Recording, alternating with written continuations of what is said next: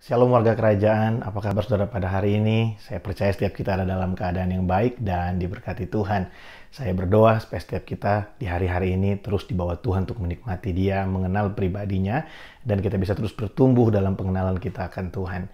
Mari sama-sama saya ajak setiap kita untuk berdoa sebelum kita sama-sama merenungkan kebenaran firman Tuhan pada hari ini.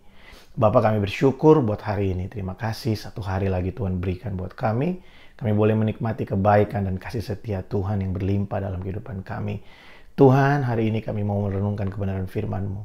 Mari Engkau memberkati setiap kami. Mari Engkau mengurapi setiap kami. Biar roh hikmat dan pewahyuan itu turun buat setiap kami. Yesus, Engkaulah Tuhan dan Raja dalam kehidupan kami. Permuliakanlah nama-Mu dalam hidup kami, Tuhan.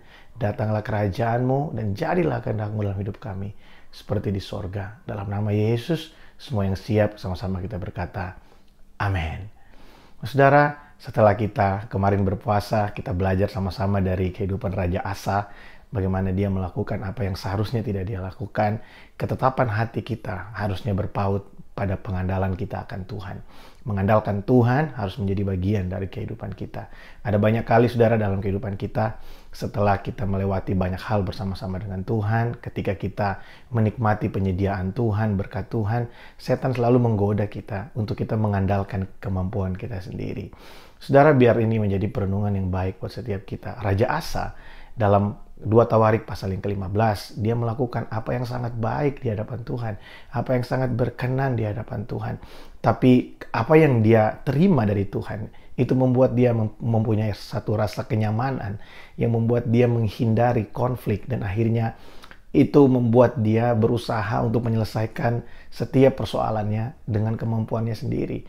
Kalau kita sama-sama mempelajari dari 2 Tawarik pasal yang ke-16, ketika Raja Asa akan berperang dengan Raja Israel pada saat itu, dia mengirimkan utusan kepada Raja Aram supaya Raja Aram itu mengundurkan diri dari Raja Israel, tidak mendukung Raja Israel, sehingga dia tidak perlu sibuk untuk berperang dan dia bisa menikmati keadaannya yang nyaman. Nah saudara, dalam kehidupan kita seringkali di tempat kita nyaman, di situ adalah tempat yang paling berbahaya. Karena kita akan mulai malas untuk melakukan apa yang seharusnya kita lakukan untuk kita bertumbuh, yaitu mencari Tuhan dalam kehidupan kita, mencari pribadinya dalam kehidupan kita. Nah saudara, Tuhan itu akan kita temui secara nyata itu dalam hubungan pribadi kita dengan Tuhan, di tengah-tengah badai, saudara. Di tengah-tengah persoalan kita, ketika kita ada dalam situasi yang sulit, di tengah-tengah keadaan yang saudara hadapi hari ini, Tuhan ada di situ. Jangan kita merasa bahwa di tengah-tengah situasi yang sulit, kita sendirian, seakan-akan Tuhan tidak ada di situ. Saya mau kasih tahu saudara pada hari ini, Tuhan ada di tengah-tengah situasi kita. Tuhan ada di tempat di mana kita mungkin hari ini menangis, mungkin hari ini kita tertunduk lesu. Tuhan ada di situ. Dan perhatikan ayat yang ke-9 di sana dikatakan, Tuhan menjelajah seluruh bumi untuk melimpahkan kekuatan buat setiap orang yang bersungguh hati kepada Tuhan. Nah, saya berdoa supaya setiap kita menjadi umat-umat yang bersungguh hati, berketetapan untuk mengandalkan Tuhan, mengharapkan Tuhan. Sebab kita percaya bahwa hanya dari Dialah kita mendapatkan pertolongan kita. Pertolongan kita bukan berasal dari atas-atas gunung. Pertolongan kita bukan berasal dari manusia. Pertolongan kita hanya berada di dalam Tuhan. Yang percaya katakan amin. Nah saudara, saya berdoa buat setiap saudara pada hari ini. Mungkin engkau sedang ada dalam situasi yang sulit. Mungkin saudara ada dalam situasi yang membingungkan hari-hari ini. Saudara mungkin ada dalam situasi yang berat buat kehidupanmu. Secara finansial, secara kesehatan. Izinkan saya sebagai hamba Tuhan, sebagai gembala saudara, saya mengingatkan kita bahwa mari kita terus pegang pengharapan kita di dalam Tuhan. Sebab firman Tuhan berkata, di dalam Yesus Kristus Tuhan, pengharapan kita tidak pernah sia-sia. Saudara, iman itu adalah tangan kita untuk kita meraih segala sesuatu yang Tuhan sudah sediakan buat kita di dalam kasih karunia. Saya dan saudara hidup di dalam kasih karunia. Dan oleh iman kita menerima segala sesuatu yang Tuhan janjikan. Mungkin hari ini belum terlihat dengan mata kita, tapi iman yang kita pegang bahwa Yesus melakukannya buat kita. Yesus disalibkan buat kita untuk menebus setiap dosa dan pelanggaran kita, untuk menghancurkan setiap kelemahan kita, kelemahan terhadap dosa. Maka ketika kita berjalan dengan iman, segala sesuatu yang kita lakukan dengan iman, itu akan menghasilkan sesuatu dari kehidupan kita. Saudara, usaha yang kita lakukan usaha dan pekerjaan yang kita lakukan tanpa disertai dengan iman, itu akan menjadi usaha yang hanya melelahkan kita. Tapi ketika kita berusaha, kita bekerja dengan mengandalkan iman dan kepercayaan kita di dalam Tuhan. Saudara, mungkin kemampuanmu tidak seberapa. Mungkin kehebatan kita, cara berpikir kita, mungkin sekolah kita nggak seberapa pandai dibanding orang lain. Tapi ketika kita mengandalkan Tuhan, maka anugerahnya akan memampukan kita mencukupi semua kekurangan kita, baik itu tenaga, finansial.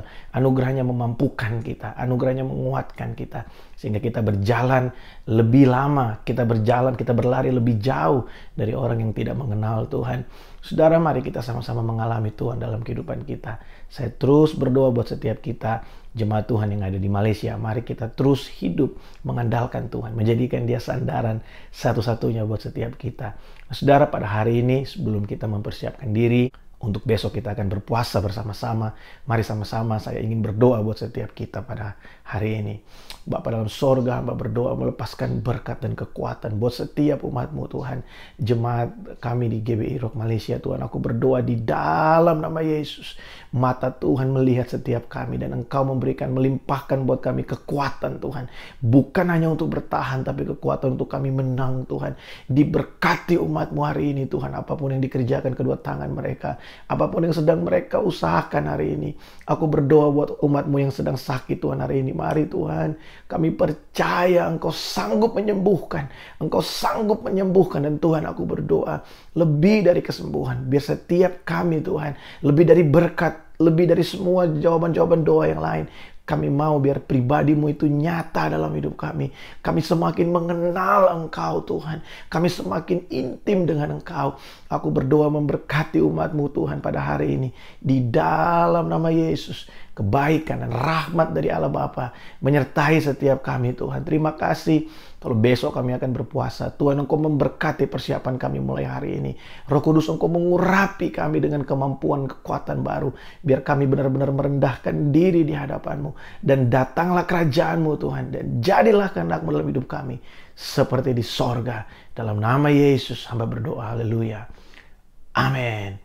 Saudara, mari siapkan hati kita untuk besok kita sama-sama berpuasa. Dan hari Minggu kita akan dilayani oleh hamba Tuhan yang luar biasa. Beliau adalah kakak rohani saya, pembina saya sejak saya masih sekolah, saudara. Ya, beliau adalah Pastor Roni Rumambi dan sudah beberapa kali datang ke gereja kita di Malaysia. Dan satu privilege buat kita, hari Minggu ini beliau akan berbicara buat setiap kita, membagikan berkat Tuhan. Pastikan saudara ikut beribadah bersama-sama dengan ibadah online kita di YouTube channel GBI Rock Malaysia. Tuhan Yesus memberkati, nikmati berkat Tuhan buat saudara hari ini. Shalom.